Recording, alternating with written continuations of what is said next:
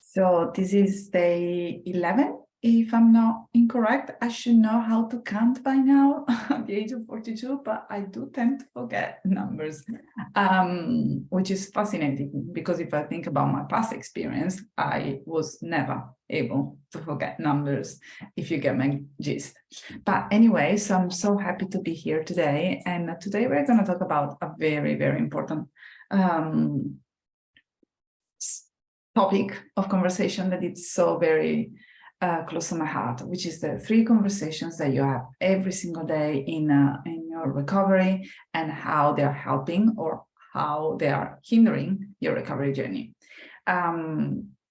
First of all, a couple of things.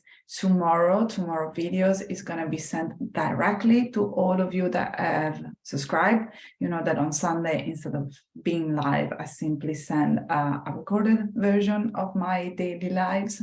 And then I would like to congratulate the 4 beautiful women that decided to join me this week. Thank you so much for saying yes to yourself, for committing to your health, for taking your recovery journey to the next level. I have final conversations with 1 more woman, and that's it. Done. I'm filled, full capacity again, getting ready to really help you get your period back, guide you through this process, and support your lifestyle, your life, your mental health to the best of my capabilities. And I am so excited that I get to do this work. And even this morning, I'm normally very punctual, spot on time. Like if you ask my friends, they always say, Claudia, she's always 5 minutes, 10 minutes earlier than everyone else. And for some reason, I always show up like 3, 5, or even 10 minutes late for these lives. Reason is that most of the time, I completely lost track of where I am because I'm responding to all the beautiful women that have said yes to themselves and are now working with me. And it's such a beautiful place where to be, where you create that kind of relationship where you get a message from someone even before that someone shared their news with their partner or with their loved ones, or exchanging messages that really goes beyond the conversations that you normally have with people out there. We never talk about the weather. We rarely talk about holidays, but we really talk about what's inside, meaning hormones, body, symptoms, signs, but also what's going on mentally, spiritually, and emotionally. I had a beautiful one-on-one with a client of mine the other day, and she needed like some help to regularize her cycle. So we worked together, and she went from not having a period to getting very regular period month by month, but they were getting shorter. So we jumped on the call just to see if we could tweak and change a few things. And at the end of the day, for 1 hour, we didn't even speak about nutrition because it wasn't important. It wasn't possibly the real reasons why she didn't have longer regular cycles. And I think that us as women, we are so fascinating, so multifaceted. And if you go to a doctor and they think that they can fix your hormones just prescribing a pill, I mean, I do understand that it's their training, and I do understand that they are fantastic when it's time to really, when there is something going on, something severe, and they need to refer you on or to give you something to make you feel better as soon as possible. But most of the time, I wonder, how can you really prescribe just a little pill to someone that comes to you and say, I haven't had a period for 3 years and I would love to have a baby? How can you simply say, you can go and do IVF? I mean, there are so many other questions that could be asked, and there are so many other people that could actually help women that are going through infertility and lack of period. But that's me getting too sentimental, and was a very poor explanation of why I was slightly late today. Having said that, today I really would like to focus on the 3 conversations that you have weekly or daily. So the first one, especially if you're working with me or if we have been chit-chatting for a long time, is the conversation that you have with me, right? So it's the conversation or the conversations that you have with professionals in the HA recovery space. we normally tend to give informations we tend to help you look at the brighter side of the recovery journey. We give you perspective. We just read the blood chemistry together. We just do many things. We talk about nutrition, stress, your gut, your symptoms, your relationship, your sex drive, your lifestyle, your sleep.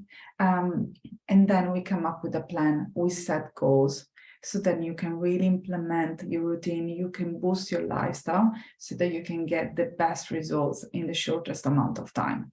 So that's the kind of conversations that you normally have with me or with the professionals that are in the HA space. Then there is the conversations that you have with other professionals, like, for example, the one that I just mentioned, your family doctor, the fertility specialist.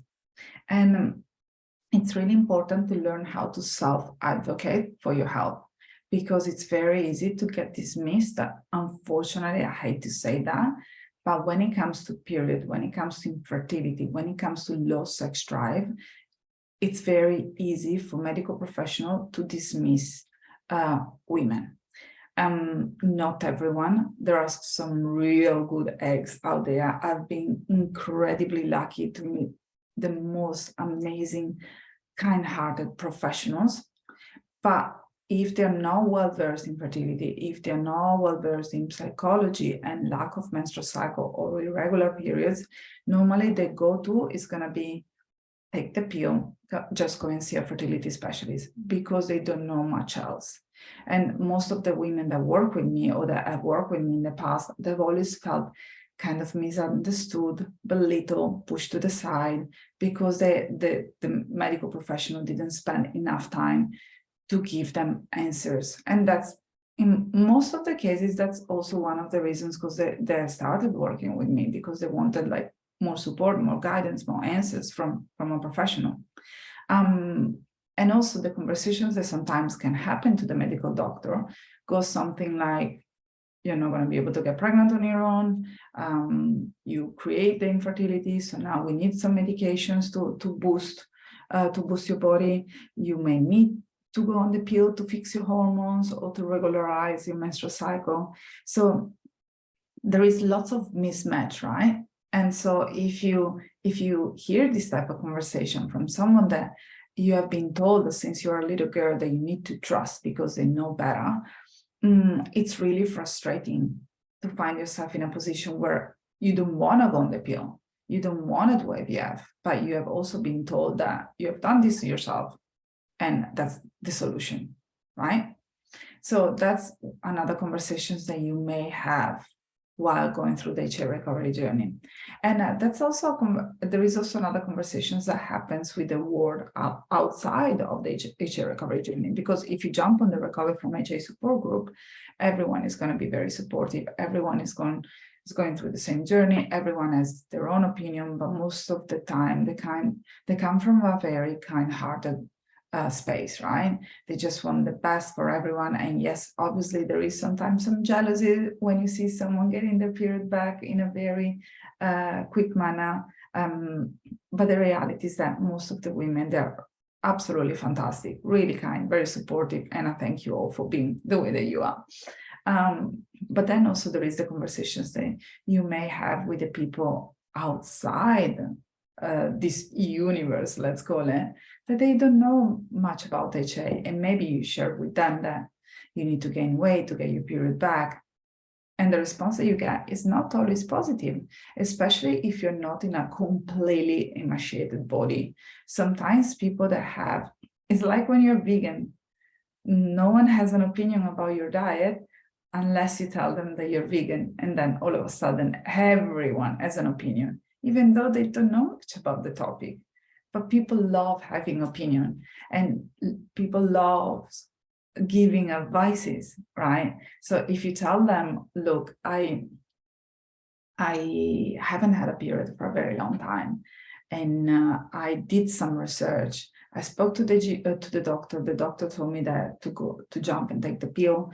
But I think that if I gain weight, if I stop exercising, I'm gonna get better. Hang on a second. I'm just gonna close Facebook because otherwise we're not gonna be able to concentrate on here. Okay. Sorry, I'm back. But if they don't know about your past history or the fact that you've been restricting your food, if you have not been that open with them in terms of what has been going on, they also may give you the wrong advice. And they also may promote different things that are really unhelpful for you right now. I had this lady, she didn't have a period for the longest time. And she was told by a friend, you should try intermittent fasting, could be so helpful. And if you saw her blood chemistry, and if you saw her past history, and her body fat mass, even if you want to get super specific, the only thing that she didn't have to do was intermittent fasting, you know? So you have the conversation, you have 3 different conversations, I said. So the first one is with professionals that are in the HA space, and sometimes also the Recover from HA support group, the ladies from the Recover from HA support group, and if you are part of the period comeback protocol, from the girls that are part of the HA community. Then there is the external conversation from people that are not really well versed in hormones and hypothalamic amenorrhea, and also from friends, relatives, medical professionals that have been unhelpful. And you can create this dichotomy, right? What is right? What is wrong? And then ultimately, and that's the most important, is the conversation that you have with yourself. Because if you want to get better, but you already have one step, one foot out of the door, and you're trying to find all the excuses to not do the work, then you know exactly which kind of conversation you're going to listen to. And that's going to make you feel very miserable, because all of a sudden, you know exactly what's going to be helpful, but at the same time, that's the same thing that you don't want to do. And so you're going to have these 2 voices playing up in your head, thinking, yeah, but the doctor told me that it's not a huge thing, but I've been restricting myself for 3 years. I know my inner wisdom knows that I actually need to eat more food and I need to rest a little bit more, right? And also the conversations that we have with ourselves can actually change our day. Because, for example, if you tell yourself that you're not worth it, that you're not good enough, you know what your brain is going to do. Your critical thinking, your conditioned mind is going to scan the environment, and it's going to show you proof that, as you told your brain, you're not good enough. And that's going to reflect in the type of relationship, in the type of jobs, in the type of actions that you're going to have, that you're going to take, that you're going to engage in every single day. So if you think that you're not worth it, that if you feel shame, if you feel that whatever, that's what it's going to come to you. Not because out of magic, not because the universe is going to send you those horrible things that you don't want, but it's simply because your brain, and your critical thinking, which are very powerful, as I said before, they're going to scan the environment. And they're going to go around and say, okay, Jane, she thinks that she's not good enough. Okay, let's scan the environment and let's see how today we can sustain this belief. How can we make this belief be true? Because our brain wants 2 things. One is for you to feel safe, and one is for you to be right. And I know that I sound like a broken record, and I've said this 10,000 times, but it's really important to get this concept. Because if you think that you have to eat more, if you think that you need to rest, if you think that you need to prioritize your health, when your critical thinking scans the environment, it's not going to pick up on your friend advising intermittent fasting. It's just not going to pick it up. It's going to basically simply listen to the information and dismiss it straight away. But if you're in between, it's going to be really hard, because you're going to listen to all the information, you're going to take them all in, and you're going to feel very confused, very frustrated, which is why I normally say to women, make a decision, find a person that can guide you, follow the proven steps, and that's it. Move on with your life, you know. And more on this one, pay attention to the conversations that you have with yourself, because even if you started working with me, and maybe you listen, or maybe you just listen to the video that I did yesterday about the power of visualization, right? And then you visualize yourself being recovered for 2 minutes in the whole day. Before going to sleep, you just visualize yourself being recovered, and it feels so great, it feels so good, and you feel so in tune with it. And then as soon as you wake up the next morning, just look at yourself in the mirror and you start thinking, oh, I really don't like this belly. I really don't want to gain any weight. And then you just dress yourself up, you go to the kitchen, and you overthink your choices around food. And then you go to work, you commute, and you start like reflecting your body on the windows. And you start comparing yourself with others. And then during the day, you say things like, I'm not going to have the cupcakes with the rest of the office today for so-and-so birthday because I had too much last night. You know, these type of conversations. These are what makes your life a joy to be in, or quite miserable. And you are the one in charge of it. You can be the one deciding to go to sleep and do the visualization before falling asleep, and then wake up the next morning, look at your body in the mirror and think, you're a body, you have, 2 legs, 2 arms, and it really depends on where you are right now, because you may not have 2 legs and 2 arms, and you may or may not have 2 eyes and 2 lips, but still, you can look at yourself and just state in the fact, that's where you are today. I don't have an opinion. You're not my favorite, or you are my favorite. It really depends how you feel. I'm still going to move on with the rest of my day. I'm going to put on something that is going to make me feel great. Maybe I'm going to put some makeup on, and everything is going to be hunky-dory. And then you move on during the day and you say yes to the cupcake, and you do something else. You distract yourself instead of checking your image on the mirror. And then when you have a conversation with a colleague, for example, you avoid talking about dieting. You avoid talking about all the things that you find triggering. And that's, my darling love, is the recipe. Is the recipe to feel better no matter where you are in your recovery journey. Understand where the toxic conversations are happening. If they are outside your mouth, inside your head, and declutter them. As I said a few videos ago, you can declutter your conversation.